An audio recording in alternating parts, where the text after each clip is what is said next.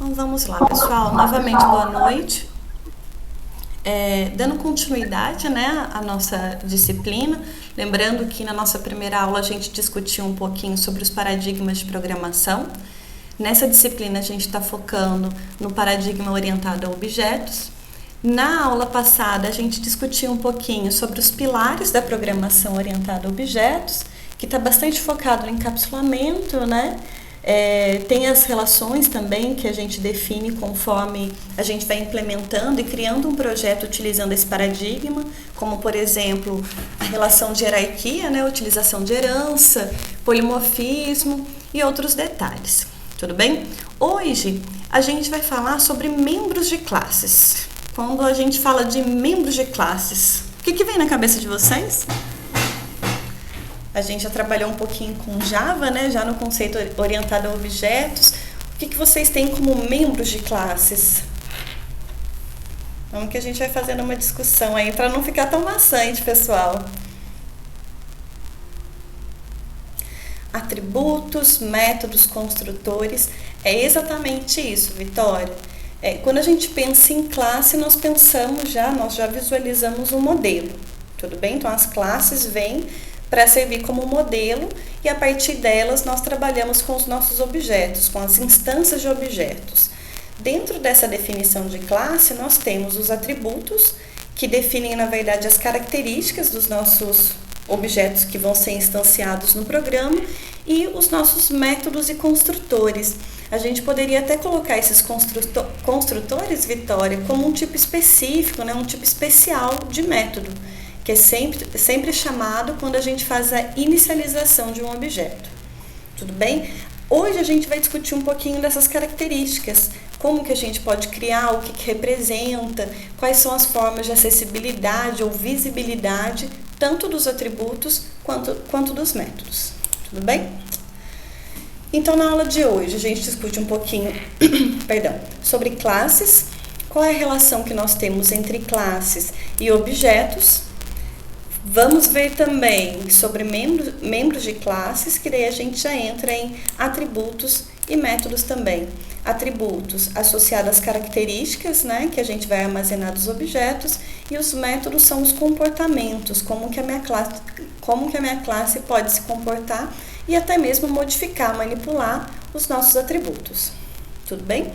Por favor, se tiverem dúvida, alguma questão, só falar. Pode abrir o microfone ou então falar pelo chat. Então, vamos lá, pessoal. Como vocês já estão carecas de saber, né? O que vem a ser uma classe? Primeiro que quando a gente está trabalhando no paradigma orientado a objetos, não tem como a gente fugir das classes, porque elas representam, na verdade, um primeiro passo para a gente conseguir trabalhar com os nossos objetos. É a partir das classes que nós fazemos instanciação e inicialização de objetos. Tudo bem? Então, elas representam para a gente os objetos que estarão contidos no sistema. Lembrando que as classes podem representar também os tipos de relacionamentos que nós temos, desde uma associação até uma herança, que a gente pode ter definido também dentro dessa relação de herança polimorfismo, as nossas interfaces e assim por diante. Tudo bem? Com relação às classes ainda, é uma estrutura básica que vai abstrair para a gente um conjunto de objetos. Lembrando que quando a gente define o modelo de uma classe, dentro do nosso projeto nós podemos ter várias instâncias criadas a partir dessa mesma classe. Tudo bem? Aí tudo depende da necessidade e do encadeamento lógico da solução contida dentro do nosso projeto. Tudo bem? Nas nossas classes, nós temos os estados possíveis, que descrevem, na verdade, os atributos, as características do meu objeto e também os comportamentos. Tudo bem?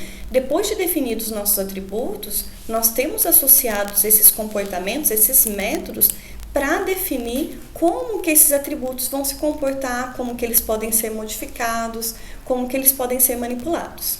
Ok? Os nossos métodos.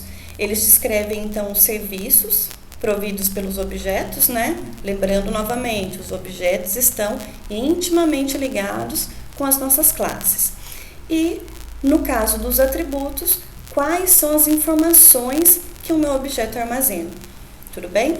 Se a gente lembrar um pouquinho do que já foi feito no semestre passado, quando a gente cria várias instâncias de uma mesma classe, ou seja, eu tenho 2 objetos que seguem o mesmo protótipo. Esses meus 2 objetos, eles são capazes de armazenar as mesmas características, mesmo que para cada uma das características a gente tenha valores diferentes. Tudo bem? Tá claro isso para vocês? Que é o primeiro conceito, é a base de tudo, né? Na orientação a objetos. Vamos lá. Com relação às classes ainda, ela possibilita então uma reutilização e modularização. Reutilização, a gente pode utilizar vários objetos de uma mesma classe ou ainda reaproveitar essa mesma classe num outro contexto, tudo bem? Ou ainda fazendo associação com outras classes. E em relação à modularização, porque a gente deixa tudo separadinho. Se eu tiver, por exemplo, alguma modificação em alguma representação de um objeto, basta que a gente modifique a classe que representa aquele objeto e todas essas modificações serão visíveis em todo o nosso programa. Tudo bem? Define o modelo dos objetos e elas podem representar tanto uma coisa material quanto algo abstrato. Se vocês lembrarem um pouquinho do projeto de vocês do semestre passado, o projeto interdisciplinar, vocês tinham classes, por exemplo, de acesso ao banco de dados. Quando a gente pensa nessas classes, elas não estão representando, parece na verdade, né, que elas não estão representando um objeto palpável, um objeto real, mas elas representam sim um conjunto de características, um conjunto de métodos, um conjunto, na verdade, de comportamentos que vão ocorrer durante o nosso programa. Tudo bem? Vamos para frente.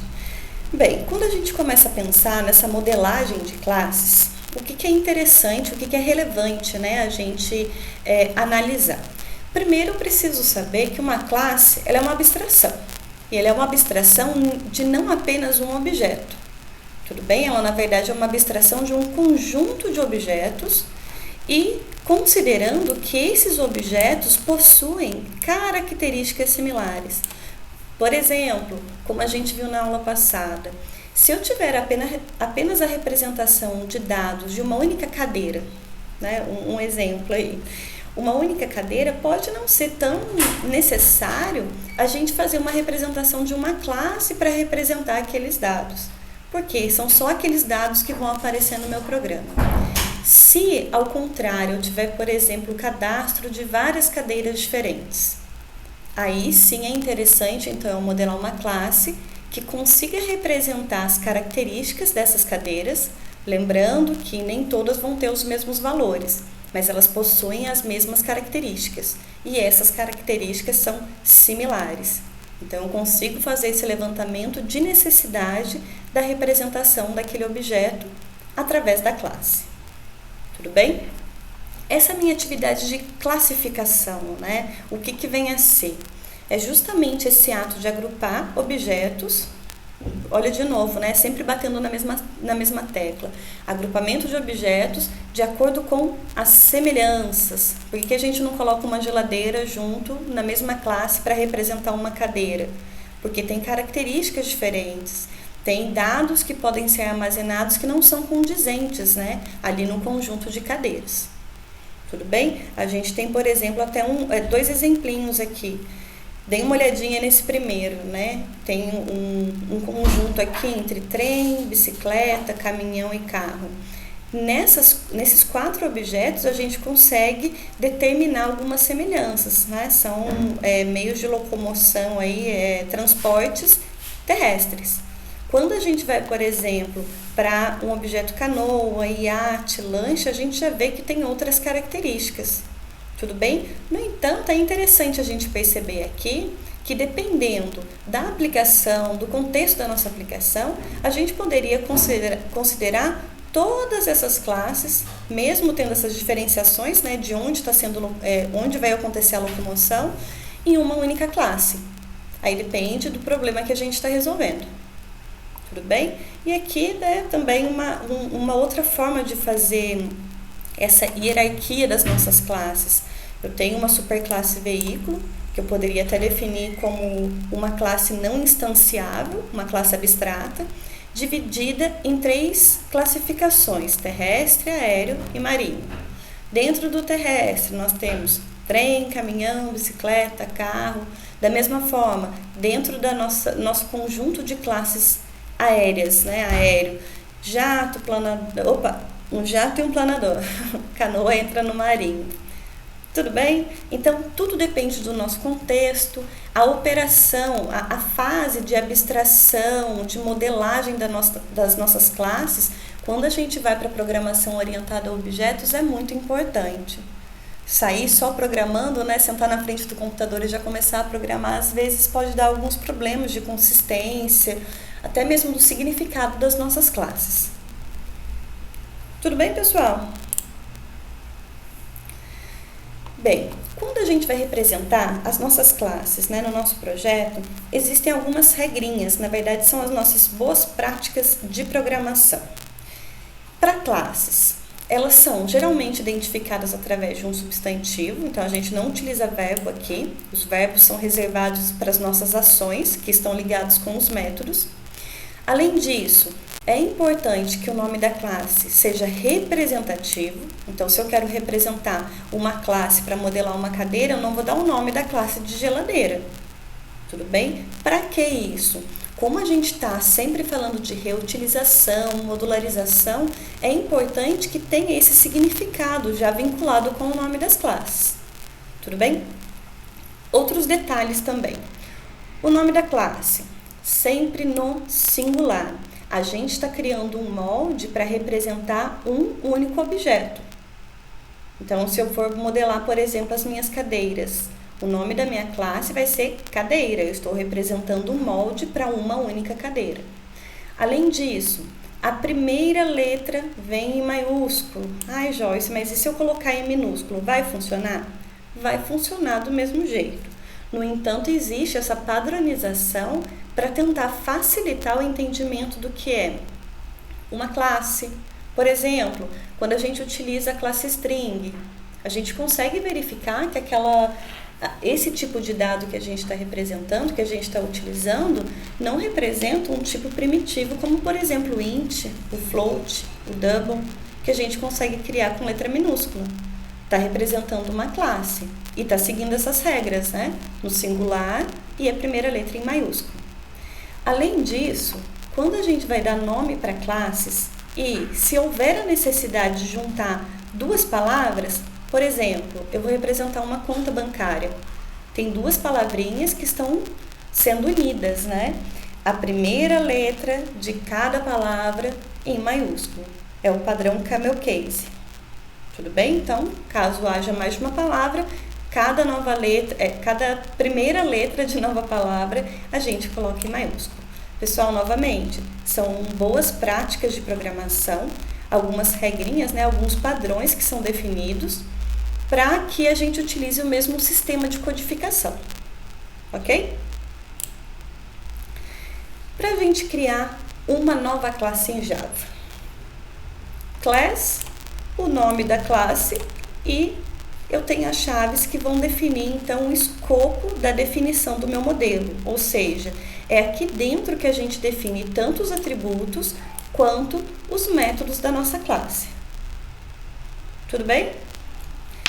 Se a gente definir essa classe desse jeitinho, do jeito que está aqui, class, personagem, o que a gente pode tirar de informação? Olha, eu não tenho atributo, não tenho métodos também. Qual vai ser a visibilidade dessa classe? Tudo bem para vocês falar de visibilidade? Estão lembrados disso? Quem consegue acessar essa classe? O pacote. Por que o pacote, Israel? O que está implícito aí nessa definição?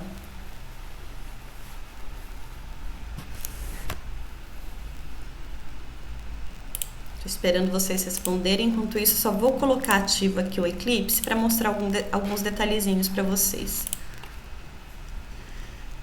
Porque quando não se tem os modificadores public, private ou protected, o default é o pacote. É isso mesmo, Israel. Se a gente volta na definição, né, só do class personagem, a gente está omitindo que aquela classe é pública. Então, por padrão, ela é default, ela é padrão, né? Por padrão, ela é padrão. E quando a gente define uma classe como padrão, ela só tem visibilidade dentro do pacote. Tudo bem? São alguns detalhes que o compilador às vezes o interpretador, deixa a gente um pouco viciado.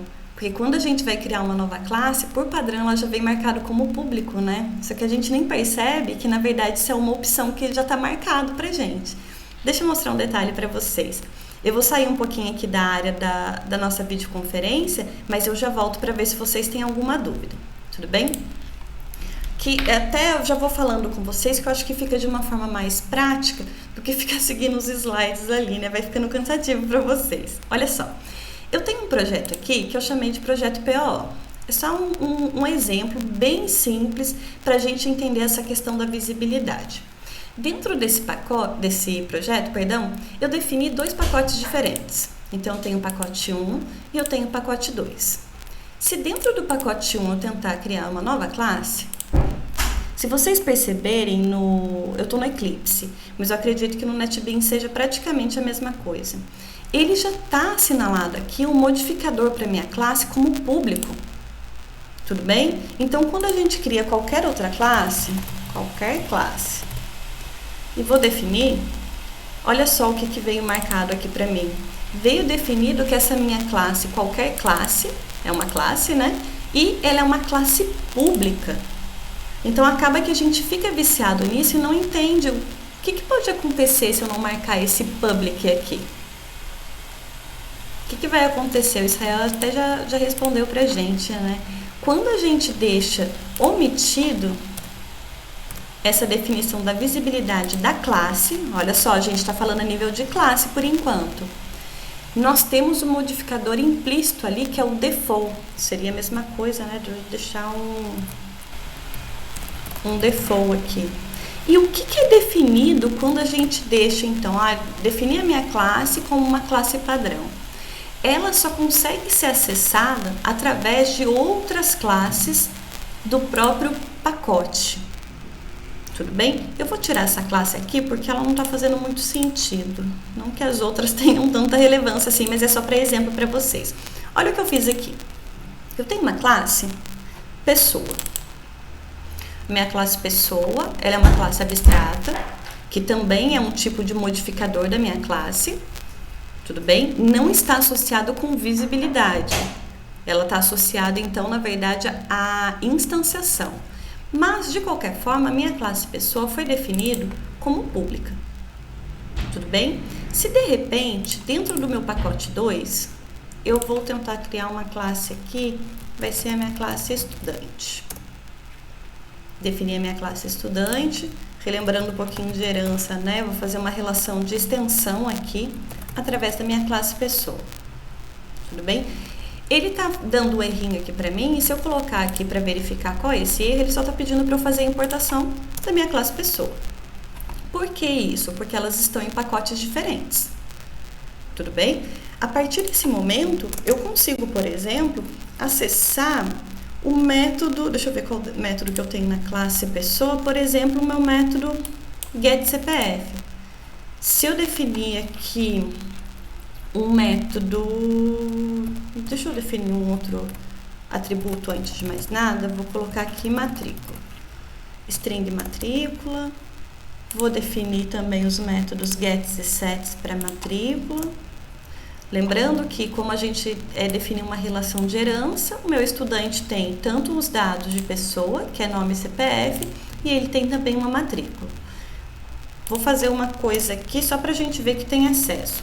Por exemplo, se a partir da minha classe pessoa, dentro do método getMatrícula, eu tentar acessar o CPF, eu não consigo porque ele é privado. Mas eu consigo, por exemplo, acessar o método getCPF. É um método que está associado com a classe, com a superclasse, né, a classe pai.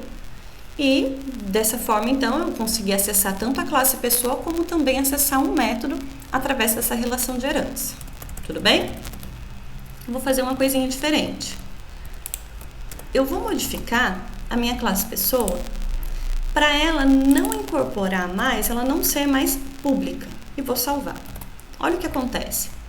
A partir do momento que eu salvei essa classe, ela não é pública mais, o meu estudante começou a dar problema. E percebam que o import dessa pessoa continua aqui. E se eu for verificar o erro que ele está dando, olha a opção que ele apresenta para mim. Ele está pedindo para criar uma outra classe pessoa porque ele não consegue reconhecer que essa classe existe. Tudo bem? Se, de uma forma diferente, eu vou fazer só o seguinte, vou pegar esse meu estudante e vou passar ele para o pacote 1. Parou de dar problema. Por que isso? Enquanto o meu estudante estava em pacote diferente da minha classe pessoa, que está definido como default, como uma classe do pacote, ela não tem acesso a ele. Tudo bem? Então, eu tenho duas formas para acessar uma classe. Se tiver dentro do mesmo pacote, eu posso ou não deixar essa classe como pública. Tudo bem? Se ela for pública, deixar o public aqui. Essa classe pode ser acessada de qualquer pacote. Se tiver num pacote diferente, só preciso fazer a importação. Caso contrário, se eu deixar ele como modificador default, o que vai acontecer? Eu só consigo ter acesso a essa classe através de classes do mesmo pacote. Nesse formato, quem consegue fazer, por exemplo, uma especialização dessa classe? Só a minha classe estudante, funcionário, ou então a minha classe principal, que pode tanto estender como também fazer o acesso através de uma, não faz sentido, né, uma instância, mas se ela não fosse abstrata, poderia ter uma instância da classe pessoa. Tudo bem? Até aqui? Dúvidas?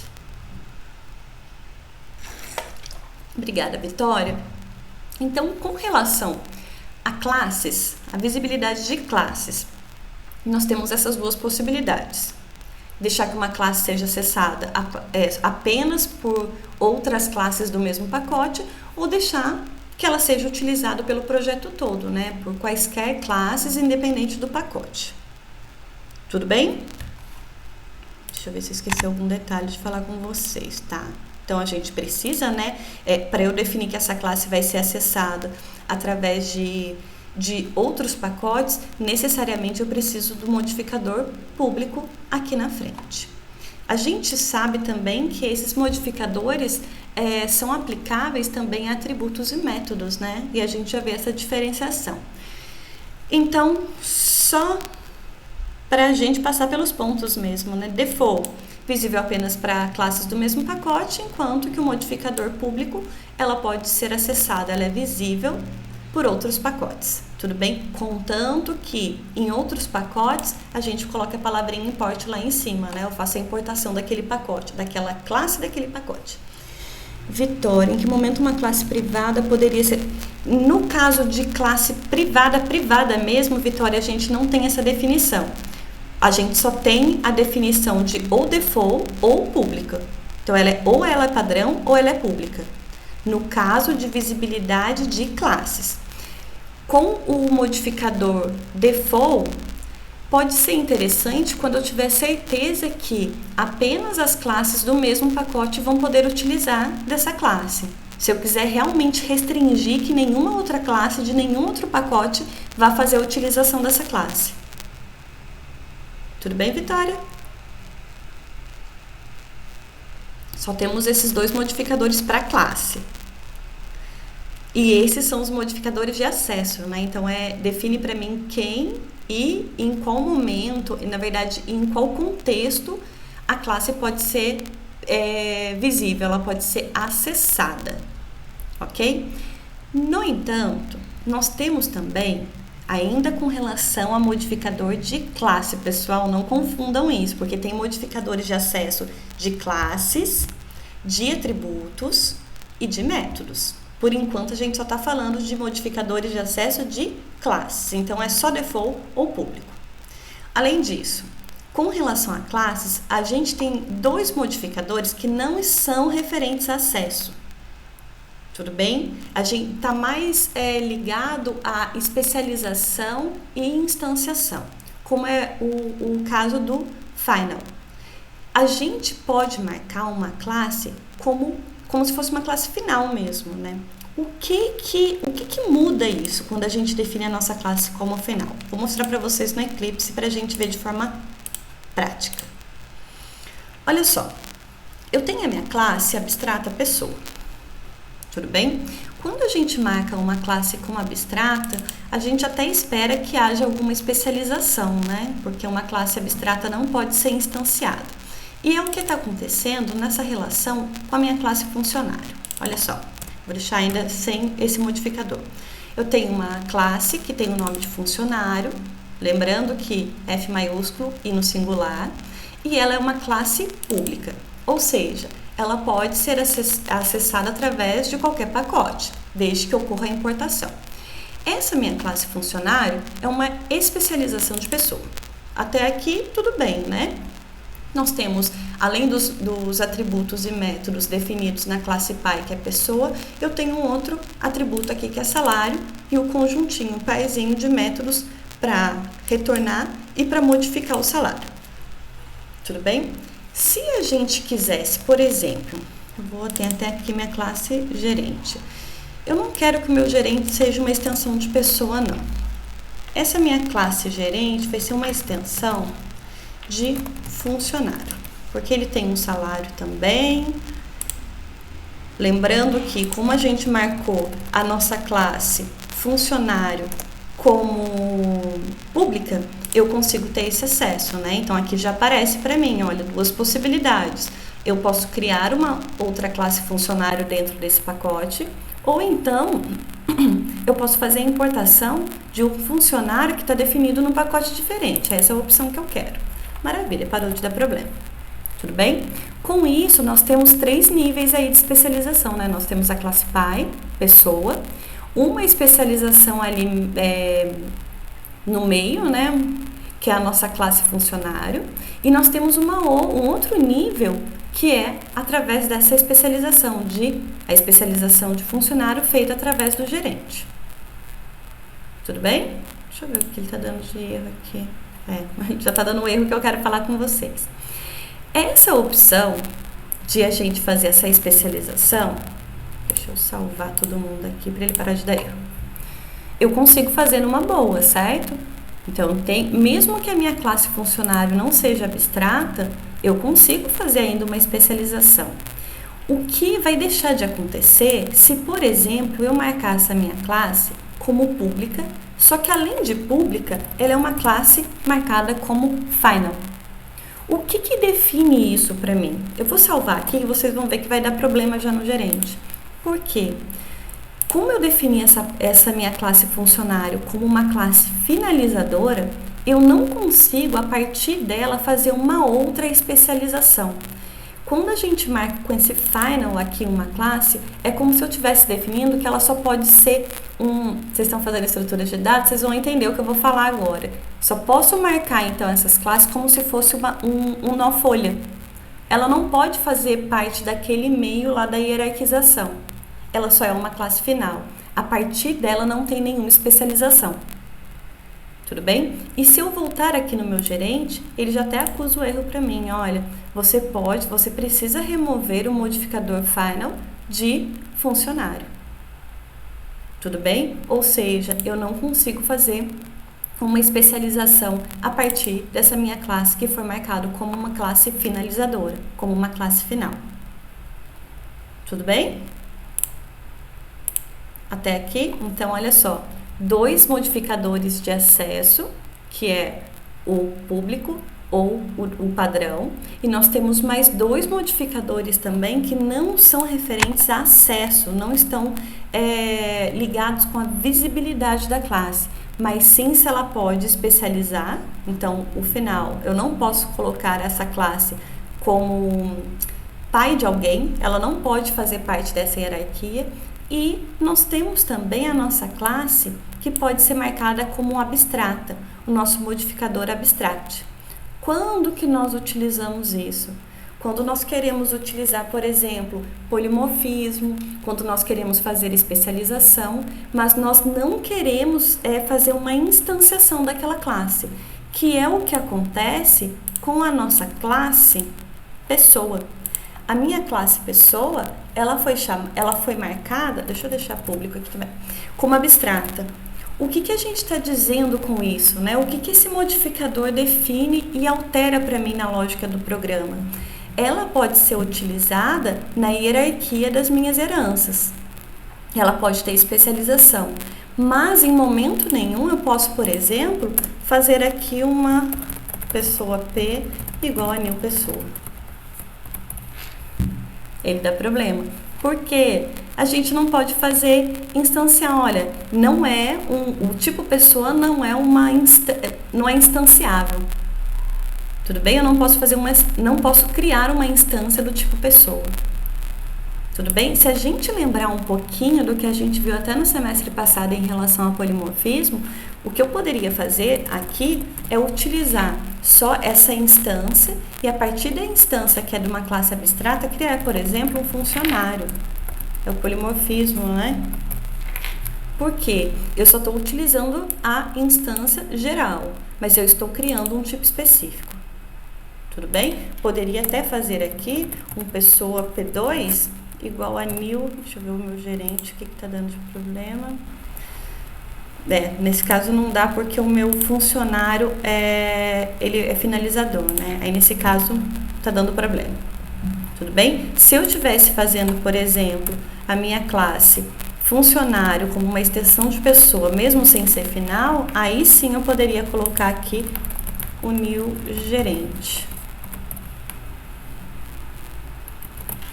Tem que fazer a importação, tá em pacote diferente. Tudo bem?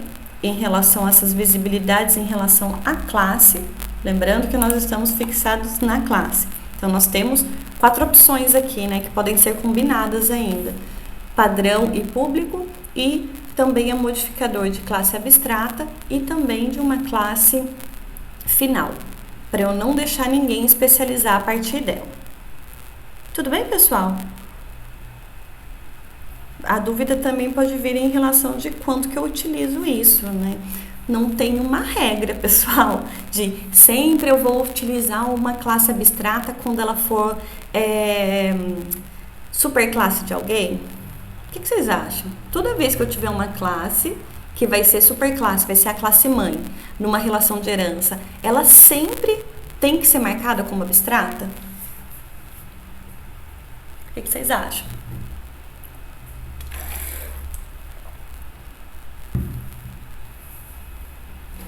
Sempre abstrata ou nem sempre?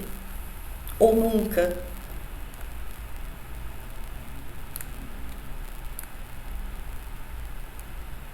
Depende se você for precisar ou não da instanciá-la. É isso mesmo, Guilherme. Então, se eu puder utilizar, por exemplo, se existir no meu contexto a possibilidade de eu criar uma pessoa apenas com nome CPF, eu poderia tirar esse modificador abstrato aqui. Aí sim, na principal, se eu tentar fazer, cadê a principal? Tentar fazer um pessoa, P3 igual a new pessoa, agora eu posso. Por quê? Porque ela não é abstrata. Só preciso salvar para reconhecer. Pronto. Agora eu posso fazer isso. Tudo bem? Então depende muito do contexto, depende da necessidade. A gente precisa fazer um estudo para o quê? Sempre garantir a consistência, tanto dos nossos dados dentro das classes, modelados dentro da classe, e também a consistência de o que pode ou não ser utilizado no nosso projeto. Tudo bem? Bem, então com isso a gente tem os modificadores de classe. E a gente vai agora para os detalhes, né? O que compõe as nossas classes, que tem os nossos atributos, que são as características, e os métodos, que são os comportamentos. Com relação aos atributos, primeiro a gente precisa ter uma noção de como que a gente define, né? Como que eu posso fazer essa identificação? Então, eu já fiz esse processo inicial de levantar quais são as classes do meu sistema. Só que as classes em si, só quando a gente cria, até a gente fez um exemplo agora, a classe é criada vazia, tudo bem? Quais são as informações que aquela classe vai manipular? Quais são as informações que aquela classe vai armazenar? Por exemplo, se a gente tem uma instância de pessoa, a pessoa pode querer, então, né, armazenar algum dado, pode ser pertinente armazenar alguma informação sobre as pessoas, sobre o funcionário, sobre o gerente, independente da classe que a gente cria no nosso projeto. Tudo bem? E os nossos atributos vêm exatamente para isso. É através deles, deixa eu voltar para o Eclipse, é através deles que a gente consegue armazenar os dados. No caso da minha pessoa, eu consigo definir, então, tanto o valor para o nome, quanto o valor do CPF. Lembrando que, se a gente tem... Deixa eu dar um Ctrl+C, Ctrl+V aqui para mostrar para vocês. Se eu tiver, por exemplo, a minha classe... Nesse formato, pessoal, deixa eu tirar esses dois para a gente só não confundir. Suponha que eu tenha... Aqui na minha classe principal, né, no meu método principal também, amém, eu tenho uma referência de P1 pessoa e P2 pessoa. Se eu tiver só isso, eu posso dizer que o meu objeto P1 e P2 são idênticos? São o mesmo objeto? O que vocês acham? P1 e P2 são o mesmo objeto? Acorda, pessoal, eu sei que tá um tempinho ótimo para não fazer nada, mas é rapidinho a gente já finaliza a aula. O que vocês acham? P1 é igual a P2? Se eu fizer uma verificação aqui de P1 igual a P2, o que vocês acham? Retorna verdadeiro ou retorna falso? Não são... Sim... O seu sim... Foi para igual ou para diferente, Everton?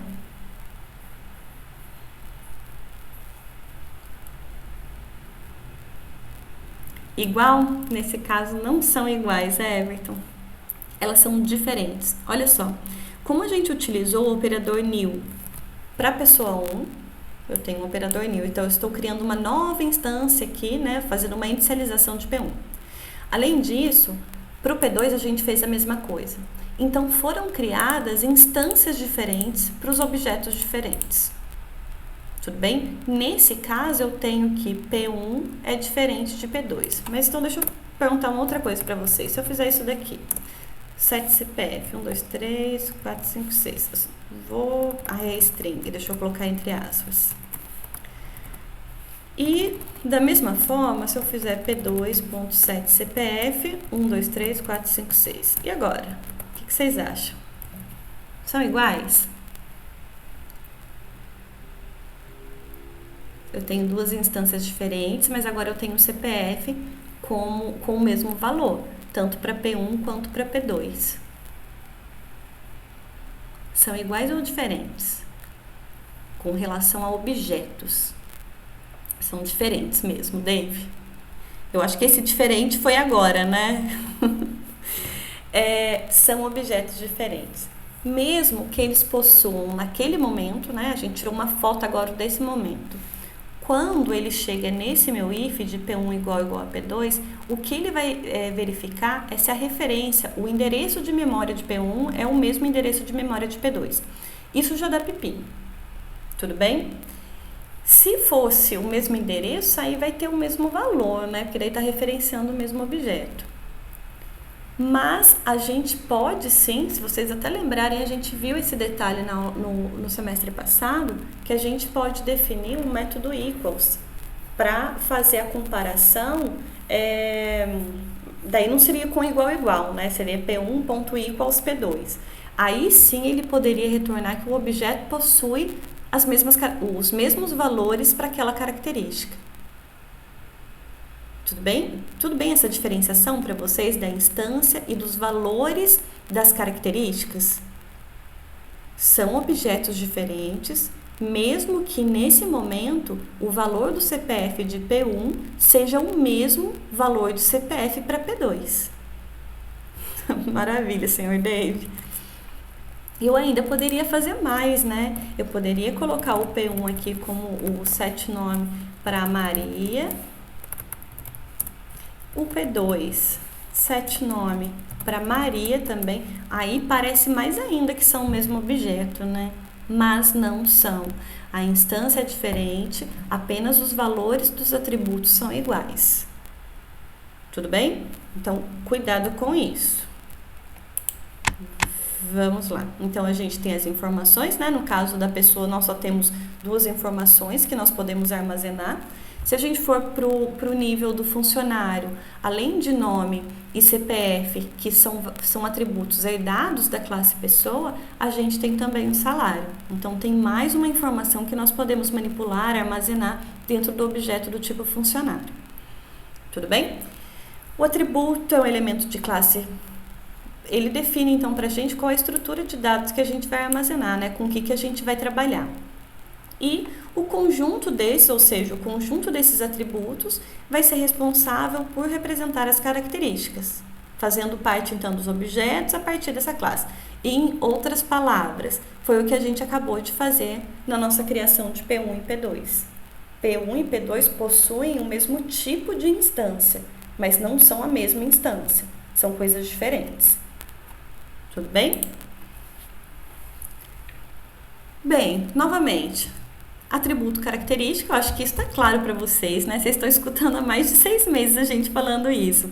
Atributo sempre ligado à característica. E quando a gente vai definir os nossos atributos, aqui só um detalhe também para vocês não se esquecerem, a gente utiliza substantivos e adjetivos. Tudo bem? E sempre com letra minúscula. Só se tiver junção de palavra, a gente vai utilizar aquele padrão camel case, mas a primeira letra é sempre minúsculo, tanto para método quanto para atributos, sempre com a primeira letra em minúsculo. Tudo bem? Só um outro detalhe também, pessoal. Dependendo de um contexto, a utilização, a definição, na verdade, dos nossos atributos pode sofrer alguma modificação. Olha, dá uma olhadinha nesse exemplo. Eu tenho um exemplo que tanto um cliente quanto um paciente são pessoas. Acho que todo mundo concorda com isso, né? Cliente e paciente são pessoas. Uma pessoa, ela pode ter como atributo um hobby. Faz sentido, certo? Uma pessoa possui um hobby, beleza. No entanto, esse atributo, ele pode ser interessante apenas para a classe cliente. Por exemplo, através de um hobby eu consigo definir quais são os produtos que eu posso oferecer para esse cliente. No entanto, seria interessante esse hobby para paciente? O que vocês acham? Pode ser interessante? Difícil responder assim, né? Sem a gente saber o contexto de aplicação? Pode ser, se eu quiser, por exemplo, interagir, ter um momento de lazer ali com o paciente, eu posso estar interessada em definir, em saber os hobbies dele, mas tudo vai depender do contexto da minha aplicação. Se for, por exemplo, uma clínica que só faz cirurgia, não tem essa interação com o paciente, o hobby é um pouco, meio incabível nesse contexto de aplicação. Novamente, olha a importância da modelagem das classes. Não é só no sentido de a gente ver se tecnicamente está certo ou está errado a implementação, mas tem o significado, né? Tem a semântica ali do nosso projeto. Ok? Novamente, nem sempre uma informação, mesmo sendo importante, deve ser transformada em um atributo. Então, depende do que eu quero armazenar de informação sobre aquela classe, sobre aquele modelo diz para mim quais são as informações que eu posso armazenar. Olha só um exemplo.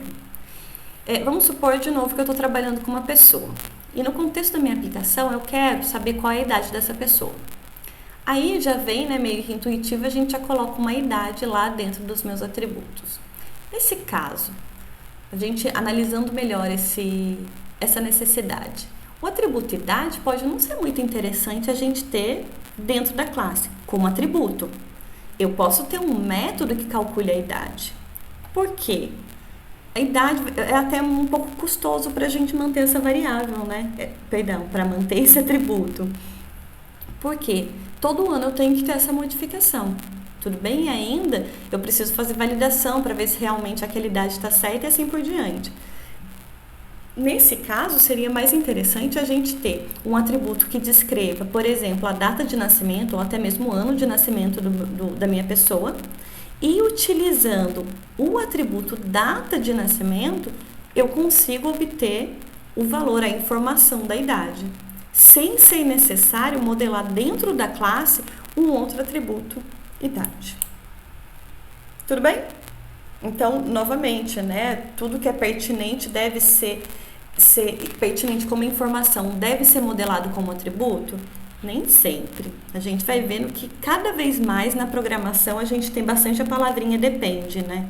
Tudo depende.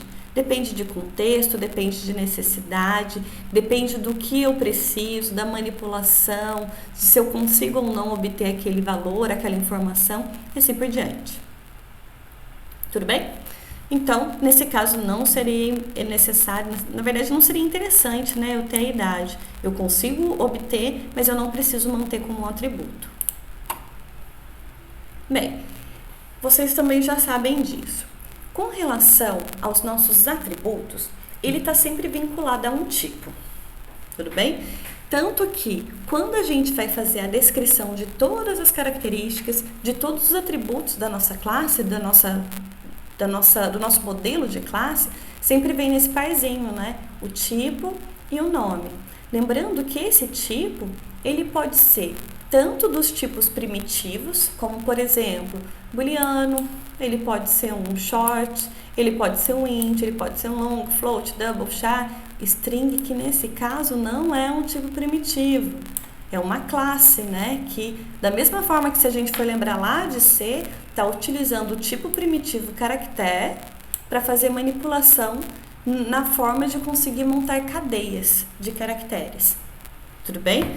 Mas a gente vê que a forma que a gente define esses atributos segue o mesmo padrão. Tipo, idade. Tipo, nome, perdão. Tipo, o descritor, né? O nome do atributo. Tipo e o nome. Tudo bem? Outro detalhe, de novo, com relação a boas práticas de programação. Se a gente quer representar o nome da pessoa, eu não vou colocar um string X. Porque na hora de utilizar, até mesmo os usuários da minha classe, fica difícil para eu saber o que vem a ser esse X. Então, a gente dá um nome representativo, um nome significativo para o nosso atributo. Tudo bem? Como eu já tinha colocado para vocês, os nomes dos atributos sempre têm início com minúsculo. Se tiver junção de palavra, aí sim, a partir da segunda palavra, a primeira letra vem em maiúsculo. A gente pode utilizar tanto esse modelo camel case, ou então utilizar o underline para fazer a junção de palavras. Tudo bem? Fica aí segundo a preferência de vocês. Costumei utilizar underline, não quero utilizar esse padrão, esse modelo camel case, não tem problema. Tudo bem? Mas não se esqueçam, sempre um nome representativo para o seu atributo. E aí, a gente entra aqui, né? Tudo bem, pessoal, em relação à declaração dos atributos? Vocês fizeram bastante isso, né? Sempre esse parzinho. Se eu quisesse, nesse caso aqui, juntar essas duas linhas também é possível, né? String nome, vírgula, cor, não tem problema. Maravilha. Eu não fico falando coisa repetida na cabeça de vocês. Eu queria só parar aqui um minutinho para ver se está bem claro para vocês a diferença dos modificadores de acesso com relação a atributos. Percebam, a gente conversou sobre esses modificadores com relação à classe. Então, quem pode ou não utilizar a classe. Agora, a gente começa a discutir quem pode ou quem não pode acessar diretamente ou não diretamente os atributos de uma classe. Só faz sentido a gente fazer essa conversa, a gente ter essa conversa sobre o acesso dos atributos quando a classe pode ser acessado por outra. Tudo bem? Nós temos 4 tipos de modificadores de acessos de atributos. O primeiro é o público. Estão lembrados dele? Se eu definir um atributo aqui, deixa eu mudar para o Eclipse para a gente conversar. Se eu mudar aqui, por exemplo, o meu atributo nome para public, o que eu tenho de diferente agora? O que eu poderia modificar, por exemplo, aqui na minha classe principal? Lembram disso, pessoal? Eu tenho um atributo público. Tá todo mundo com sono aí, certeza, né? Vamos lá, Vitória. Me ajuda.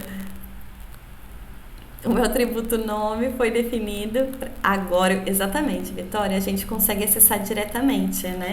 Então, como a Vitória colocou aqui pra gente, ao invés de fazer, por exemplo, esse meu p1.setNome, agora a gente consegue acessar diretamente. p1.nome igual vai ser a Vitória agora. Tudo bem? Então, a gente tem um acesso direto. Eu consigo fazer esse acesso sem passar por nenhum método, eu não preciso invocar método. O que tem de perigoso nesse caso? Por que geralmente a gente coloca todo mundo como privado? É só hábito? Só por hábito? Só porque a gente falou para vocês que sempre tem que ser privado? Só para a gente conseguir usar os métodos? Não, exatamente, Israel, é questão de segurança. No caso do nome, às vezes é até complicado a gente falar de validação, né? Porque a gente vê nome de tudo quanto é jeito. E fica difícil a gente fazer uma validação do que seria um nome válido ou um nome não válido. Mas, por exemplo, eu posso dizer que eu não aceito o nome que seja sequência de dígitos. Tudo bem? E daí entra nessa questão de segurança que o Israel colocou pra gente. O Dave também evita alteração indevida. Eu posso criar toda uma lógica, né, toda uma validação dentro do método setNome, por exemplo, ou então setCPF, para garantir que eu só faça alteração, eu só faço o armazenamento de dados válidos. Tudo bem? O Bruno colocou pra gente, e dependendo do atributo, dá para fazer outras alterações a partir do método de setar. Também isso, né? Eu posso fazer chamada de outros métodos dentro do método que está sendo invocado. Isso mesmo, Bruno. Então, o principal é em relação ao encapsulamento mesmo, né? A gente cria aquela casca e não deixa que os atributos sejam acessíveis de forma direta para a gente garantir a integridade dos dados. E, além disso, a gente pode fazer a chamada de outras necessidades, de métodos que façam alteração em outros atributos ou outras necessidades que a gente tem. Tudo bem? Eu acho que ficaria até mais fácil se a gente fizesse o seguinte, deixa eu mudar aqui do meu pessoa, eu vou mudar o meu CPF para público. Então, olha só, o meu CPF é string e ele é um atributo público. Se na minha classe principal eu quisesse fazer isso aqui, que já está errado até no método, né? p1.cpf igual a essa sequência. Eu não consigo fazer a validação. Tudo bem? Porque eu consigo acessar direto e colocar ali. Se eu quiser, de fato, garantir, então, a integridade desse meu dado, aí sim eu defino que, olha, o meu CPF, ele é privado. Quando a gente define como privado, esse acesso direto não é mais permitido. E aí vem a questão mas se ele não é acessível diretamente, como então que eu faço a modificação? Ou ainda, como que eu faço para obter o valor daquele atributo? Aí que vem a utilização dos métodos, né? Por exemplo, o setCPF. Passo aqui, por exemplo, ainda o mesmo valor errado. O que eu poderia modificar na minha classe pessoa? Dentro do meu método setCPF, fazer toda uma lógica de validação. Validação, por exemplo, ao número de dígitos, para verificar se sempre tem um dígito mesmo e não tem letra no meio, para verificar se o cálculo bate com um CPF válido e outras verificações. Dessa forma, eu consigo garantir que toda vez que eu colocar um valor dentro do CPF, é um valor válido. Tudo bem? Deixa eu ver o que vocês colocaram. Fora que se o nome do atributo for alterado, dá para fazer a manutenção. Exatamente, Israel, aí vai dar um pipinão, né? Depois, devido ao trabalho de mudar o nome em todos os arquivos do projeto. Aí a gente tem que ficar caçando, né? Bem, no final das contas, a gente acabou vendo, então, dois métodos, duas formas de acesso, tanto o público quanto o privado. A gente tem mais dois padrões de acesso aos atributos. Vocês estão lembrados? Além do público, além do privado? Gabriel, o estático e o final são também, mas eles não são relacionados com a visibilidade, mas sim a forma de acesso. Tudo bem? É mais característica em relação a quem ele pertence, no caso do estático, que daí ele não pertence mais ao objeto, e sim à classe. E o final é para definir também que ele não vai poder ser modificado, né? Aquele valor final, como se fosse uma constante. Aí o Dave colocou o protected e o Bruno, exatamente, são os dois que faltam, né, Bruno? O default e o protected. Vocês estão lembrados disso? Quem pode acessar um atributo quando é default? Vamos ver? Vou definir o meu nome como default. Ou eu até poderia deixar sem nada, né? Que daí por padrão ele já é padrão.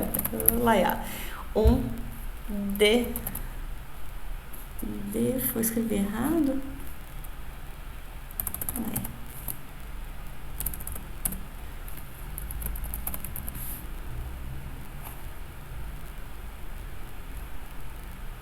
Default string nome. Vamos deixar sem então. Que seria o meu padrão, né? Não entendi por que ele está reclamando. Mas, se eu deixo então o meu atributo nome sem nenhuma marcação, ele vai assumir então que ele tem ele é padrão, né? Só que a questão que vem agora é quem que pode acessar esse nome? Será que a gente consegue acessar através da minha classe principal? Vamos tentar? Na verdade já está acontecendo aqui já, né? Ele não reclamou. Vou fazer o seguinte agora. Eu vou abrir, percebam que eu tenho duas classes principal aqui. Eu tenho a principal dentro do pacote 1 e eu tenho a principal dentro do pacote 2. Foi proposital isso, pessoal, para vocês até verem que eu posso ter classes com nomes iguais, contanto que eu tenha essas classes em pacotes diferentes. Tudo bem? Porque, na verdade, a identificação dessa minha classe principal é pacote 1 ponto principal. E essa minha outra classe principal é pacote 2 ponto principal. Beleza? Nessa minha principal, que está dentro do pacote 1, eu consegui colocar o nome da Vitória aqui diretamente. Eu vou tentar fazer a mesma coisa. Vou dar até um Ctrl+C, Ctrl+V nesse pedacinho e tentar fazer na outra principal.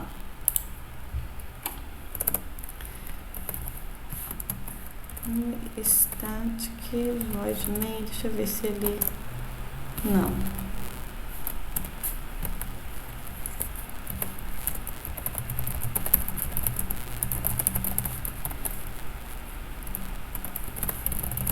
Sei que tem alguma forma que ele já cria diretamente pra gente, mas eu não lembro qual que é o atalho.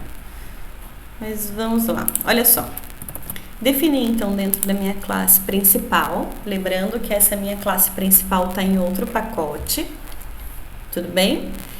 Quando eu já fiz um Ctrl+V aqui, ele já identificou e fez o import para mim do pessoa que está no pacote 1, mas o meu p1.nome começou a dar pepino.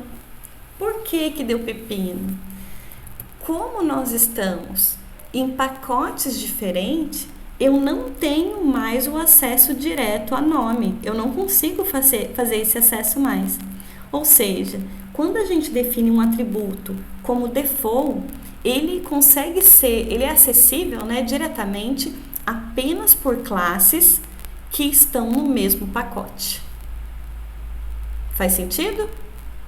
Tudo bem? É como se fosse um público meio privado, né? Ele é público para classes que estão no mesmo pacote e ele passa a ser privado em classes que estão em pacotes diferentes. Ok? E tá faltando... Tudo bem, pessoal? Em relação ao default? Não marquei como nada, não é público, não é privado, não é nada, ele é default. Então, é só acessível diretamente por parte das classes do mesmo pacote. A gente pode, então, agora modificar para o último, né?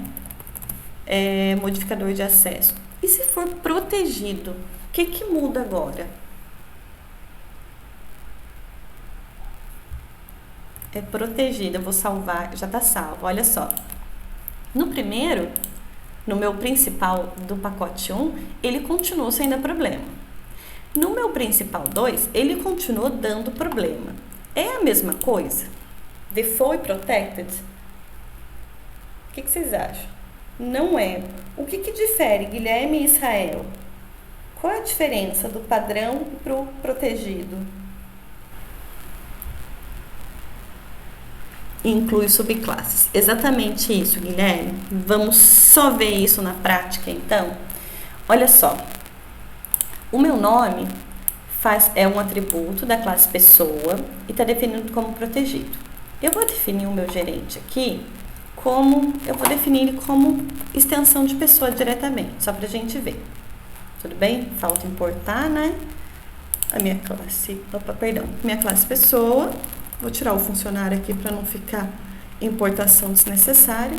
E, por exemplo, se dentro do meu getArea eu quiser acessar agora o meu atributo nome, que, é claro, faz parte do gerente, mas foi definido na superclasse pessoa. Olha o meu nome aqui. Vocês percebem que o CPF não está aparecendo aqui? Deixa eu voltar para vocês darem uma olhada no pessoa. O nome é protegido, mas o CPF é privado. No gerente, que olha, está num pacotinho diferente.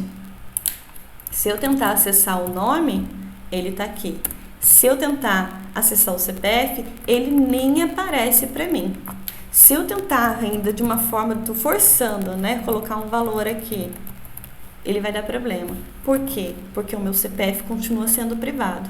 Tudo bem? Olha, o campo pessoa.cpf não é visível.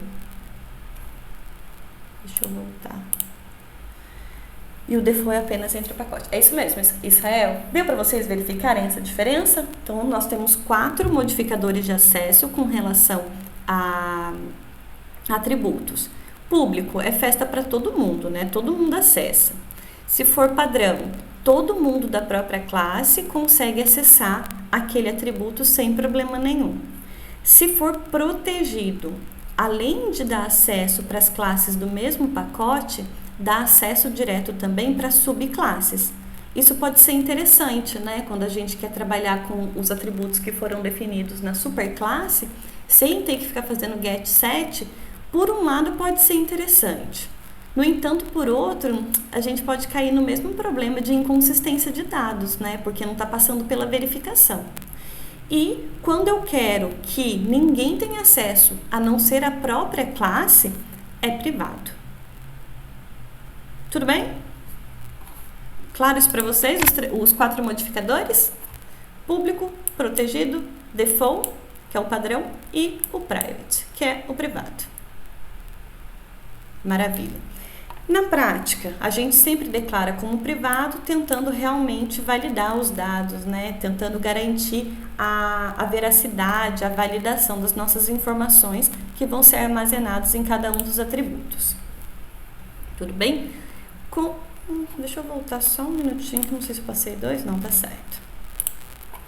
Bem, com relação aos... Engraçado, foi o Gabriel até que colocou pra gente, né, dos métodos dos atributos, são estáticos e finais. Vocês sabem a diferença dos dois? Jurava que tinha colocado aqui, deixa eu só fazer uma coisa que eu não deveria. Acabei esquecendo de colocar, pessoal, os modificadores que não são relativos ao acesso dos atributos. Mas a gente vai falar disso até... Vou pedir para vocês só um minutinho que a gente já passa por eles também, tá? Em relação aos métodos. Porque tem esses modificadores também, viu, Gabriel? Estáticos e o modificador final também para atributos.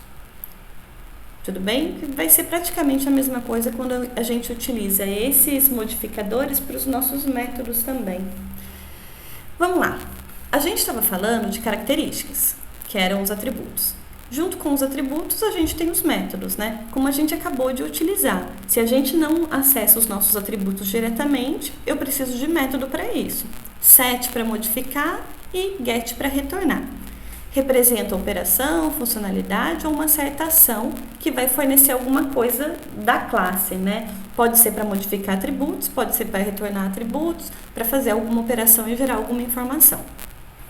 O meu método, ele vai ser executado apenas quando for invocado, tudo bem? Que é justamente aquela nossa referência, por exemplo, P1.setCPF. O P1 diz qual é o objeto que vai invocar um método e depois do ponto eu tenho o método, o nome do método que vai ser executado. Tudo bem? Ele serve para identificar então serviços e ações e define um comportamento para minha classe. É bem parecido, né? De novo, vocês já utilizaram isso, né? É bem parecido com as nossas funções em C. É um pedacinho de código que define uma subrotina, né? Então, quando a gente faz a chamada do método, por exemplo, setCPF, se eu não tiver invocação de nenhum outro método dentro do setCPF, vai ser só aquele método que vai ser executado. Tudo bem? Eu preciso ter explicitamente identificado quais são os métodos que vão ser executados. E, geralmente, nós temos a manipulação de atributos, seja para modificar ou até mesmo utilizando para dar algum retorno de valor. O caso do get, né, que só faz o retorno do valor para fora da classe. Bem, como que eu faço para identificar um método? Aí, de novo, os nossos padrões de programação, né? Quais são as nossas boas práticas de programação? A gente tenta definir com verbos, porque está realizando alguma ação. Tudo bem? Como que eu defino, então, um método? Eu tenho o nome do método e, em conjunto, também eu tenho a lista de parâmetros. Ou seja, se de repente eu estou criando um método que precise de alguma informação, algum dado, que não esteja dentro da classe, pode ser necessário eu definir parâmetros. Como que eu dou nome para o método? Utilizo verbos. De novo, olha, descritivo, porque eu preciso conseguir identificar o que aquele método faz. Posso utilizar nomes compostos. De uma forma geral, a gente acaba sempre utilizando. E lembrando que a gente pode utilizar também aquele padrão camel case. E também, pessoal, nos métodos, assim como os atributos, primeira letra em minúsculo. A partir da segunda palavra, aí sim, a gente utiliza aqui, olha, o Czinho aqui, né, como exemplo para vocês. Primeirinha letra em minúsculo e a partir da segunda palavra, a primeira letra de cada palavra começa a vir junto e em maiúsculo. Com relação à lista de parâmetro, pessoal, é sempre no parzinho, né? O tipo do parâmetro e um nome que eu estou identificando aquele parâmetro dentro do meu método. Lembrando que, se por exemplo, eu dei o nome do meu parâmetro de x, quando eu for passar o valor daquele parâmetro para dentro da função na invocação, não necessariamente eu preciso que aquele valor tenha o nome de x, né? Aquele atributo ou aquela variável seja x. É só uma identificação. Tudo bem? Cada um dos métodos tem uma lista específica, lembrando que não é obrigatório ter parâmetro em método. Eu posso ter métodos que não recebam nenhum tipo de parâmetro. Abro, fecho parênteses, porque até essa identificação visual e para o compilador também identificar, fazer essa diferenciação entre atributo e método. Quando eu tenho nome sem abrir e fecha parênteses na frente, ele sempre vai tentar acessar um atributo. Tudo bem? Aí depende da visibilidade aí do nosso atributo definido. Quando na frente daquele nome tem um abre e fecha parênteses, ele está identificando que aquilo é a chamada de um método sem parâmetro. Ok? Essa diferenciação, isso está desde o primeiro semestre, né? Se vocês não perceberam ainda, vocês já estavam utilizando. Então, abre e fecha parênteses vem para definir funções ou métodos.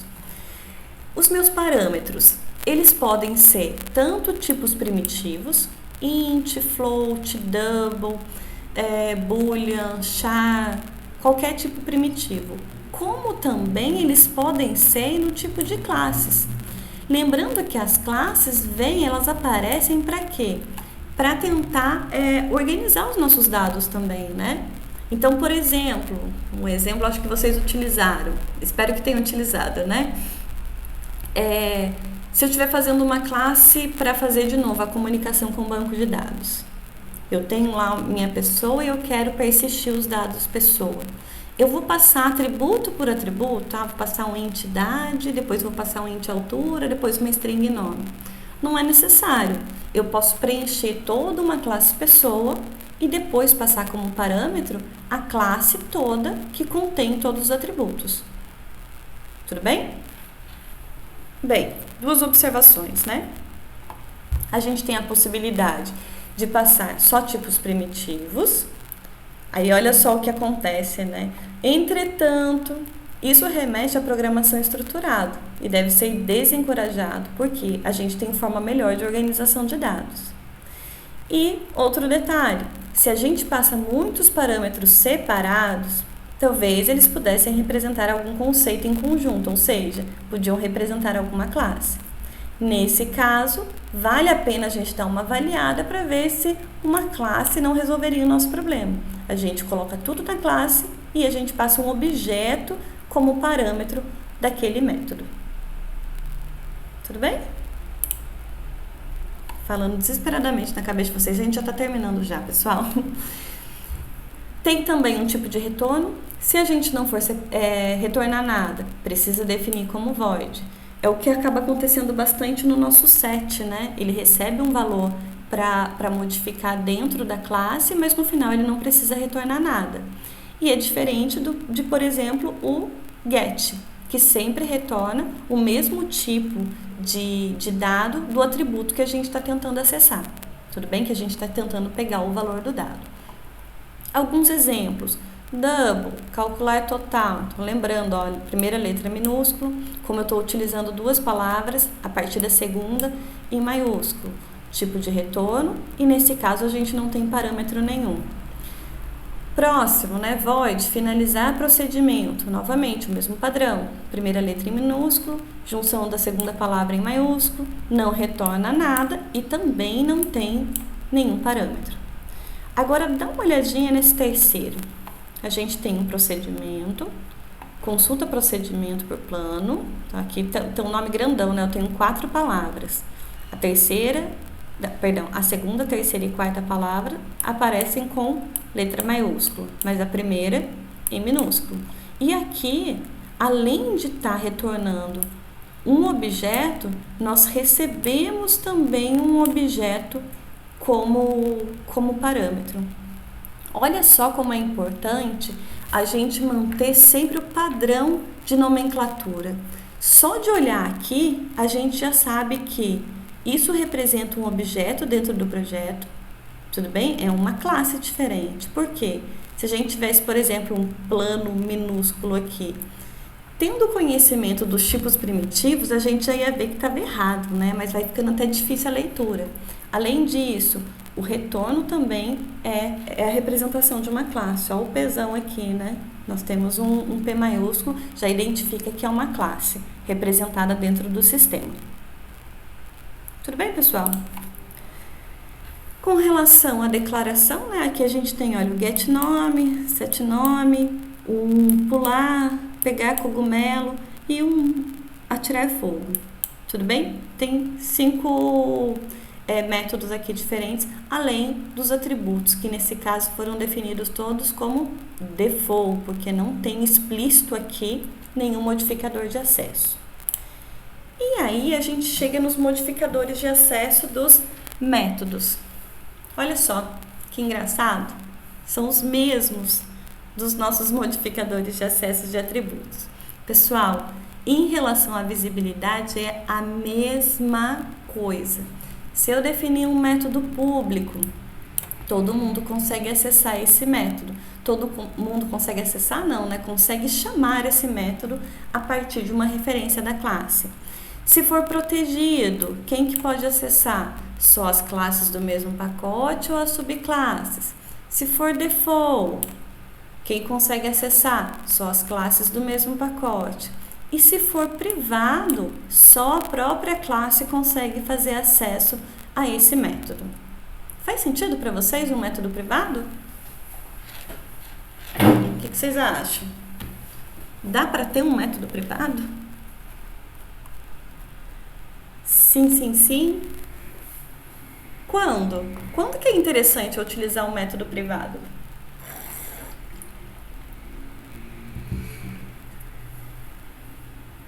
Aproveitar que vocês estão acordados, pessoal. Quando preciso do retorno para a própria classe.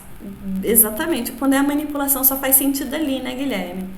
Quando eles precisam só fazer um cálculo. Exatamente. Se a gente não quiser deixar, por exemplo, um método... Vamos supor que até o setCPF. O setCPF, ele pode fazer várias validações, né? Vamos supor que eu tenho 2. Na verdade, 3 aí, pelo menos, que eu estou pensando agora. validar todas as posições da string para ver se é um algarismo.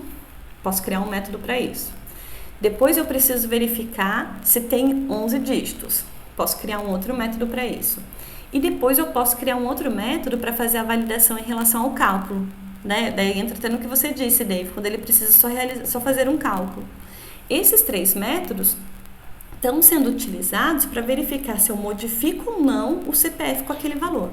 Faz sentido na manipulação de modificação, mas o usuário da classe não precisa ter conhecimento disso. Então não precisa ficar visível para fora. Eu posso sim ter o meu método privado. Tudo bem? Da mesma forma, né, o default, quando eu quero que as classes ali, as minhas amiguinhas do meu pacote tenham acesso, só elas. Então, vamos supor que eu quero que apenas as classes do meu pacote consigam retornar os valores dos atributos. Eu posso deixar, por exemplo, os meus gets como default. Tudo bem? Protegido, quase a mesma coisa, né? Como a gente viu, além do mesmo pacote, as subclasses também. E o que a gente acaba utilizando bastante, os métodos como público. Acaba sendo o parzinho mais utilizado para atributos privado, para métodos público. Mas a gente precisa saber que dá para definir com outros modificadores de acesso, sim.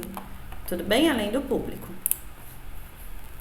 Chegamos, Gabriel, do que você tinha perguntado até do final e do static. Olha só, da mesma forma que a gente conversou um pouquinho sobre os modificadores não referentes a acesso de classes, a gente tem esses modificadores também não referentes a acesso com relação a métodos. Nós temos 1, 2, 3, 4, 5, 6 formas de 6 métodos, né, 6 modificadores não referentes a acesso ligados a métodos. O primeiro, final. Da mesma forma, se a gente fizer até um paralelo com o que a gente definiu desse modificador para classes, então, quando é classe, eu defino que aquela classe não pode ser estendida por ninguém. Quando a gente define um método como final, eu estou dizendo que ele não pode ser sobrecarregado. Estão lembrados de sobrecarga de método? Por exemplo, a minha classe Pi tem um método setCPF. Se eu fizer uma extensão dessa classe, né, a partir de, por exemplo, funcionário, se eu quiser sobrescrever aquele método, eu consigo. No entanto, se eu marco esse meu método como final, eu não consigo fazer isso mais. Deixa eu mostrar para vocês rapidinho. Eu tenho a minha classe pessoa. E a minha classe pessoa, vou até fazer no CPF mesmo, né? Ele é público, não é esse aqui não, é o setCPF. A minha classe funcionário é uma extensão de pessoa. Então, se eu quiser fazer aqui de novo, public void setCPF, que recebe uma string CPF, eu consigo fazer qualquer coisa aqui, né? Tudo bem? Posso fazer qualquer sobrecarga, qualquer sobrescrita, na verdade, nesse caso, né, do meu método. Ele permitiu sem problema nenhum. Se por acaso, aqui na definição, na minha classe Pi, né, na minha classe pessoa, eu definisse meu método, ele é público, mas ele é final. Salvei. Na classe Pi não teve nenhuma modificação, meu método continua aqui bonitinho. Quando eu vou para minha classe funcionário, que tem essa relação de herança, olha o que ele está acusando para mim. Olha, se você quiser de fato fazer essa sobrecarga, essa sobrescrita, na verdade, eu preciso remova o final, o modificador final do meu pessoa.setCPF. Tudo bem? É interessante se essa característica? Pode ser, né? Se eu definir um método, no caso do CPF, já para fazer toda essa validação, e eu quero definir que a minha classe pode conter relações de herança, né? Pode ser uma superclasse, eu posso definir que, olha, esse método já está redondinho, ninguém pode mexer nele. Então, eu defino ele como final. Tudo bem? Isso não permite que o método seja modificado pelas subclasses. Ok? Além disso, nós podemos ter também um método abstrato. Estão lembrados do método abstrato? A gente acabou utilizando ele bastante nas nossas interfaces. Eu posso definir um método abstrato? Cadê? por exemplo, a minha classe pessoa. Vou tentar fazer a definição de um método abstract. Não retorna nada e eu vou chamar de modifica, porque minha criatividade está tensa hoje. Tudo bem? Ele já vai reclamar porque minha classe não é abstrata, né? Olha só, ele já está me dando indicações, né? Olha, um método abstrato, meu método abstrato modifica, no tipo pessoa, ele só pode ser definido se a minha classe for abstrata. Por que isso? Faz sentido para vocês? Eu só poder ter métodos abstratos dentro de classes abstratas? O que vocês acham? Imagina a gente ter um método abstrato dentro de uma classe final, não uma classe final, mas uma classe que realmente pode ser instanciada. Não faz muito sentido, né? Porque geralmente, na verdade, o meu método abstrato ele vem nesse formato.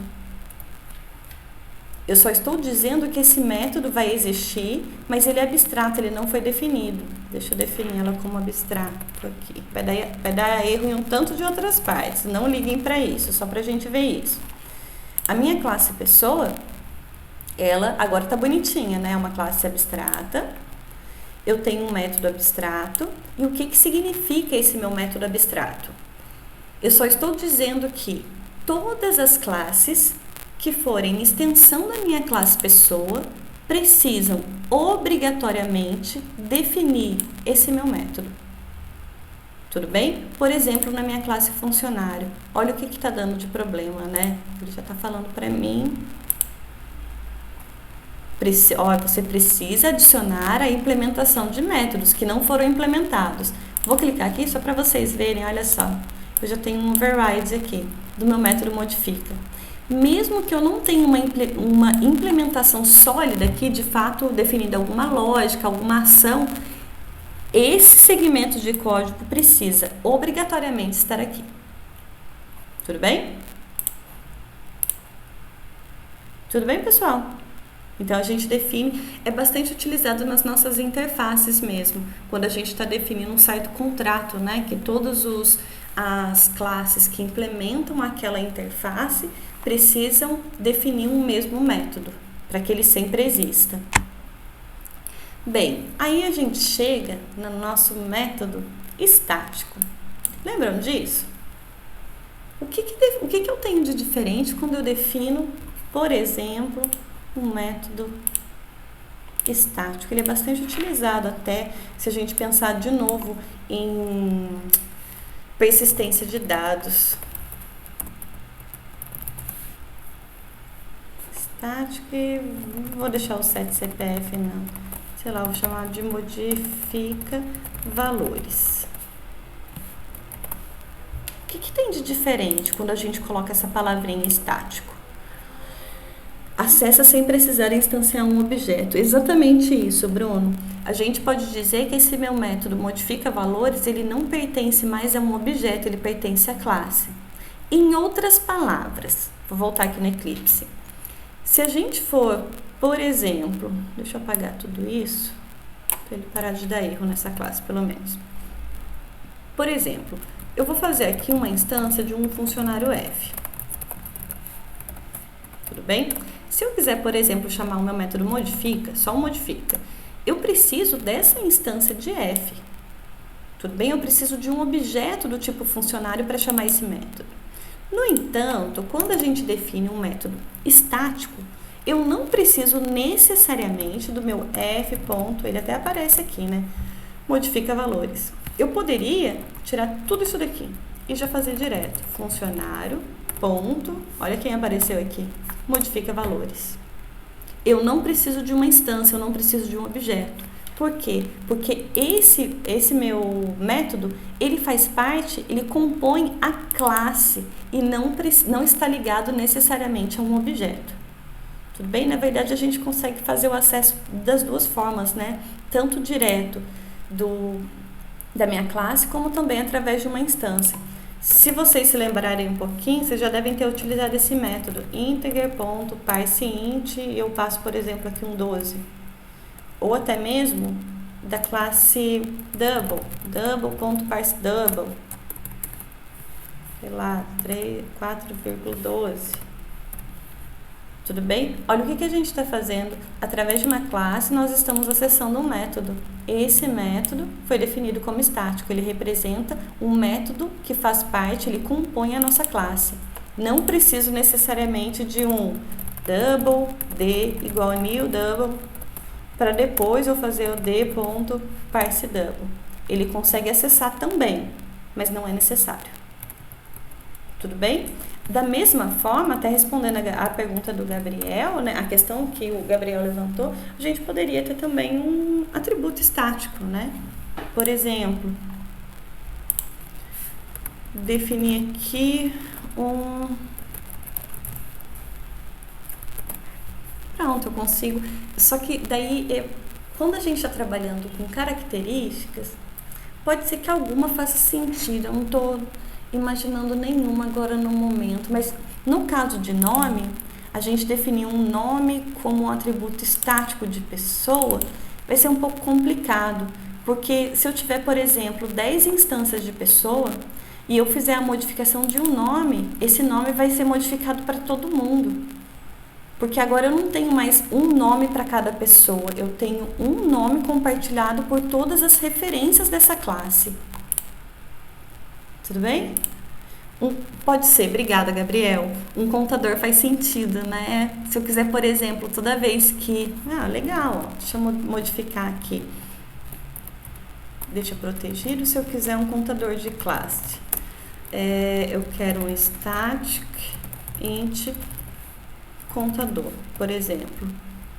E eu poderia até criar um construtor aqui, que toda vez que eu fizer esse new, né, eu posso fazer um contador mais, mas aí eu teria que colocar deixa eu colocar um 0 aqui, só para ter de onde começar. Tudo bem? Se em qualquer momento eu quiser fazer, por exemplo,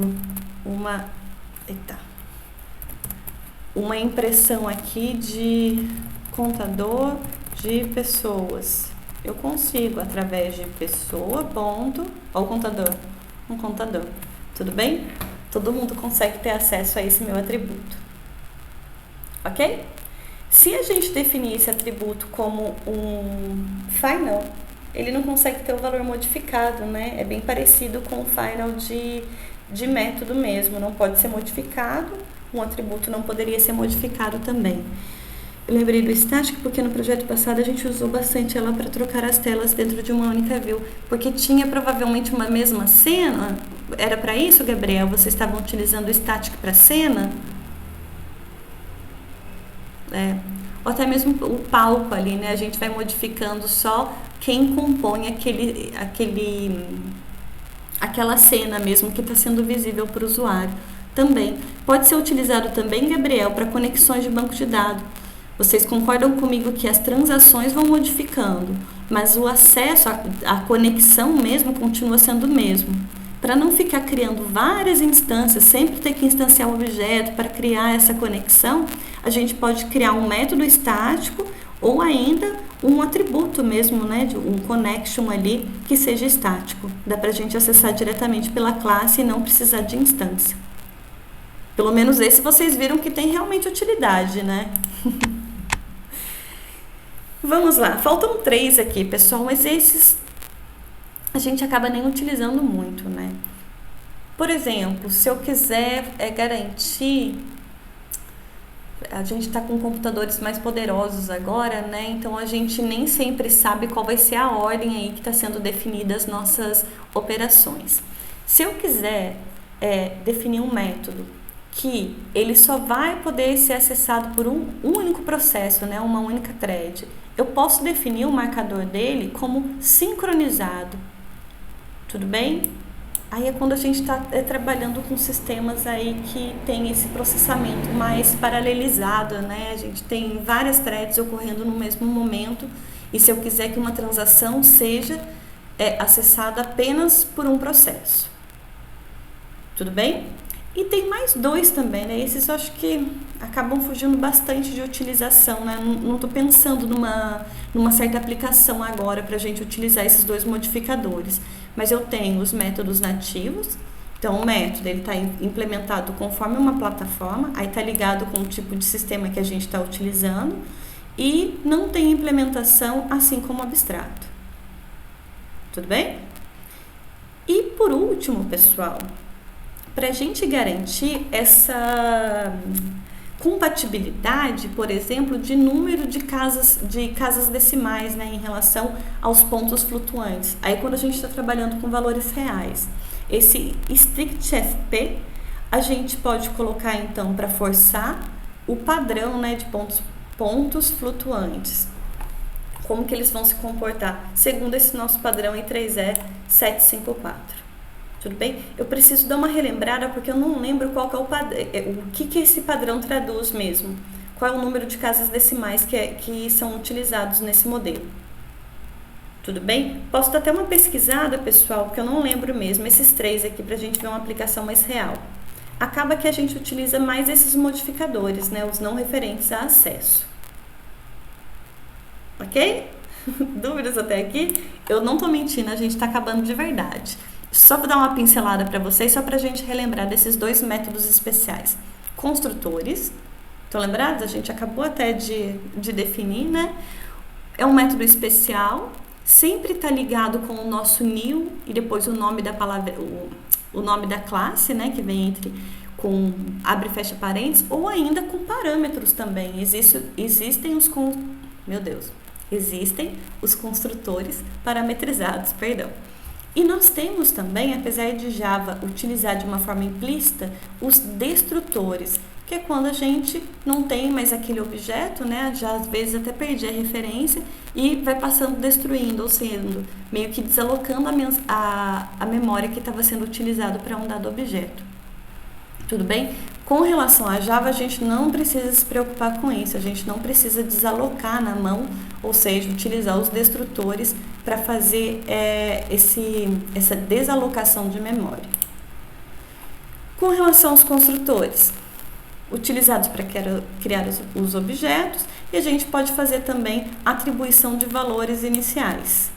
Tudo bem? Quero criar, por exemplo, eu tenho uma classe conta e toda conta começa com saldo zero. Eu posso definir isso. Começa, por exemplo, com uma agência padrão. Posso definir isso também no construtor. Tudo bem? O que ele tem de característica diferente? Tem o mesmo nome da classe, pode ou não ter lista de parâmetro e não possui valor de retorno. Pessoal, cuidado com isso. Não possui valor de retorno é diferente de retornar void. O void define que não retorna nada. E, no caso do construtor, ele não define nada, ele não tem tipo de retorno. Tudo bem? Ele não vai retornar nada, mas não indica isso. Bem, mesmo quando a gente não define o nosso construtor, já tem um construtor padrão, que é o nosso construtor implícito. Esse meu construtor implícito, ele não tem parâmetro nenhum. Se a gente voltar aqui no Eclipse, olha só, o meu funcionário, ele não tem nenhum construtor padrão aqui. Padrão não, explícito, né? Mas a gente conseguiu, no nosso principal, fazer, por exemplo, um funcionário com um minúsculo F igual a new funcionário. Quem está sendo chamado aqui? Está sendo chamado o meu construtor padrão. A partir do momento que a gente define, por exemplo, um construtor aqui, public, então olha só, ele é público, né? Porque ele pode ser acessível a partir de outros métodos. Vocês vão ver até com a Bianca em arquitetura de software que a gente pode definir algum construtor. Eu acho que é o construtor que a gente define como privado. Ele vai ser utilizado apenas na própria classe. Acho que é o padrão singleton, eu não lembro. Enfim, vou deixar para vocês verem com a Bianca porque eu não estou lembrada. Por exemplo, public pessoa. Até aqui não dá... Epa, pessoa não, funcionário. Até aqui não deu problema. Se, por exemplo, eu definir aqui o meu public funcionário, eu vou colocar um string nome, um string CPF e um double salário. E vou fazer as operações, né? This.nome, que tem acesso direto, recebe o nome. Tudo bem um this para vocês, pessoal? Deixa Deixa eu voltar. O this, estão lembrados disso? Sempre quando a gente está referenciando a própria classe. No caso desse meu método funcionário aqui, o this.nome é obrigatório, para eu saber que eu estou referenciando o nome da superclasse e não o nome parâmetro, porque eles têm o mesmo, o nome tem o mesmo nome, né? Tudo bem? Deixa eu chegar no salário, fica mais fácil para eu falar para vocês. Aqui eu passo o CPF e this ponto. Salário, recebe salário. Deixa eu ver o que ele está dando de erro no CPF. A gente definiu o get não, perdão, set. Então, olha só, a gente acabou de sobrescrever o nosso construtor padrão. Se a gente salvar tudo aqui, a gente vai ver que o principal deu erro. Por quê? Como esse meu construtor padrão foi sobrescrito, ele não existe mais. Só existe agora o meu construtor que tem 3 parâmetros. Então, obrigatoriamente, eu teria que passar aqui o nome, teria que passar um CPF e teria que passar um salário. Tudo bem? Se a gente quisesse manter, além desse construtor, o construtor padrão, eu tenho que fazer uma operação de sobrecarga aqui. Então, funcionário, deixo sem nada e sem nada. Tudo bem? Eu vi que vocês não responderam quando eu perguntei do this. Cuidado. Geralmente, se a gente olhar aqui, olha, o set salário. Quando a gente utiliza já ali o source, pelo menos no Eclipse eu tenho source, getter and setters. Para quem está no NetBeans é o altinsert. Ele já gera para mim o método getSet para os meus atributos de forma padrão, né, de forma automática. E se vocês perceberem, o nome que ele utiliza para parâmetro é sempre o mesmo nome do atributo. Nesse caso, se eu deixasse assim, salário igual a salário, o que a gente está fazendo? Até mudou de cor, né? Eu estou dizendo que o salário atributo recebe o valor do salário atributo. Por quê? Aí é a questão da busca do contexto dos meus valores, dos meus atributos. Como esse salário está sendo definido aqui, é uma referência local, se eu deixar só salário, ele sempre vai buscar o quê? O que está mais próximo, né? O que é mais específico. Para a gente conseguir indicar que esse primeiro salário que vai receber o valor é o salário da classe, eu utilizo o operador this. É bem parecido com o operador super, que ele referencia o que? A superclasse. Tudo bem? Que daria até para modificar aqui, olha, no CPF. Tanto o nome quanto o CPF, o set CPF, são atributo e métodos definidos na superclasse. Ao invés de eu utilizar o this, nesse caso, eu poderia utilizar super.nome, super.setCPF. This, referenciando alguma coisa, seja método ou atributo da própria classe, e o super é sempre da superclasse. Se a superclasse não tiver, ele vai tentar buscar na superclasse e continua nesse mesmo processo. Tudo bem? This e o super aqui.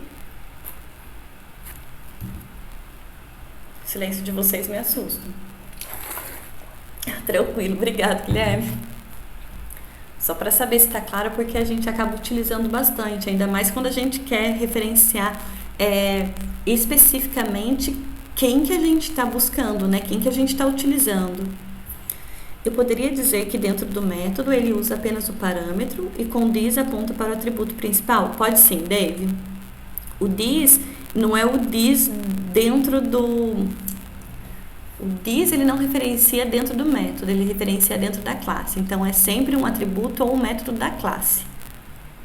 Tudo bem? This sempre referenciando a própria classe, onde eu estou fazendo a programação, né? E o super sempre para cima. Certo? Vamos lá então. Quase finalizando, pessoal.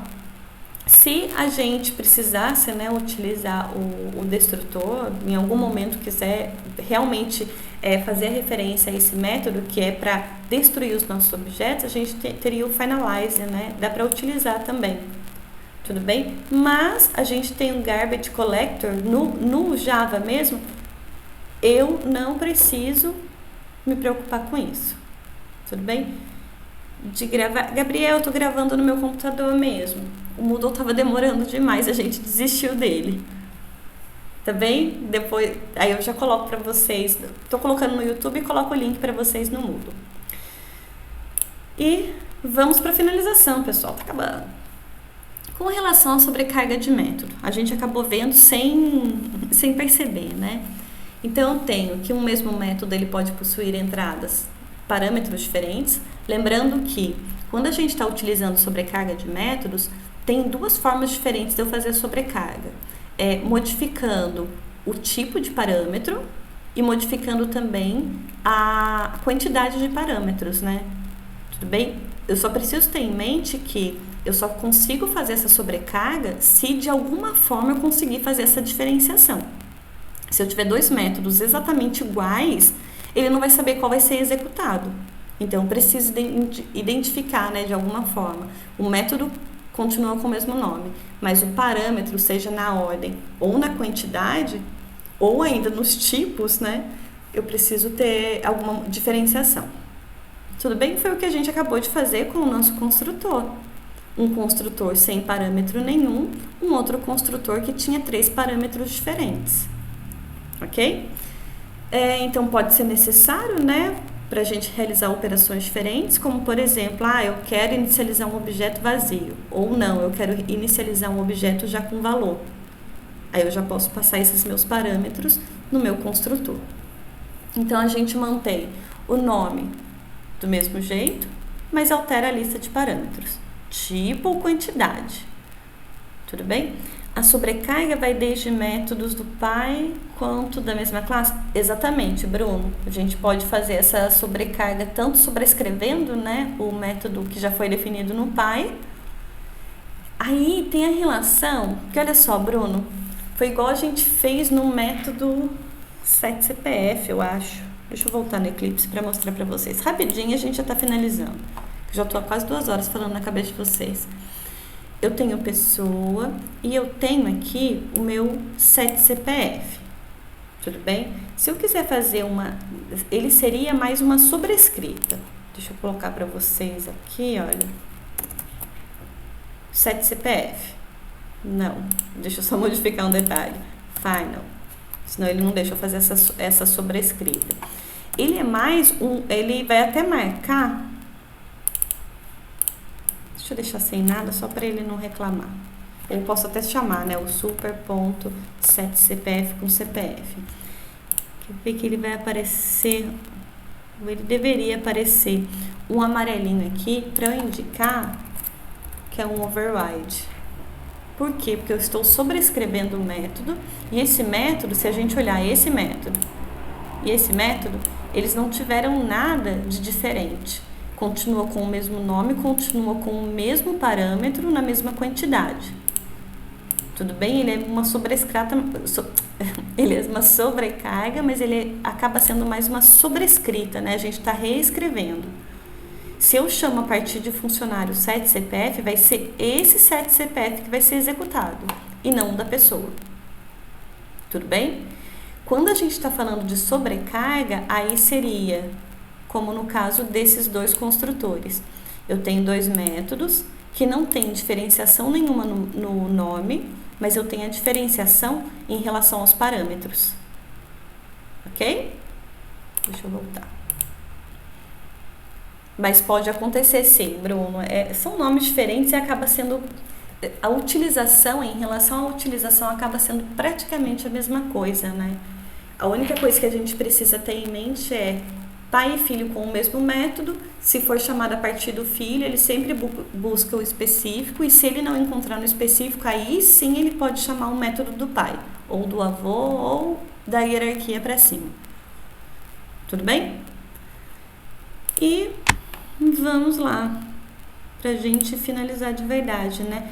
Aqui só uns exemplos para vocês, né? Olha só, a gente tem uma classe quadrilátero e nós temos, nesse caso aqui, eu tenho 1, 2, 3, 4 métodos diferentes que têm nomes diferentes. Aqui não é caracterizada uma sobrecarga, eu tenho métodos diferentes. Calcular a área do quadrado, depois calcular a área do retângulo, depois do trapézio, depois do losango.